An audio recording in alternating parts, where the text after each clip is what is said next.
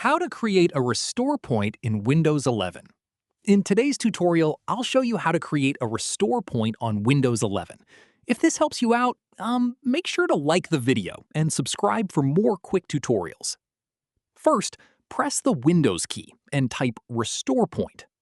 Open the result that says create a restore point. Now, a System Properties window will appear. If System Protection is turned off, select your system drive and click Configure. Then turn on System Protection, click Apply, and then OK. Now, click on the Create button.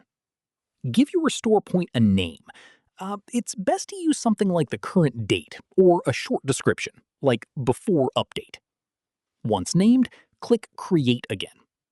Wait a few seconds while Windows creates the restore point. When it's done, you'll see a message saying it was created successfully. Click Close. And that's it. Your restore point is now saved, and you can use it anytime from the System Restore option if something goes wrong on your PC.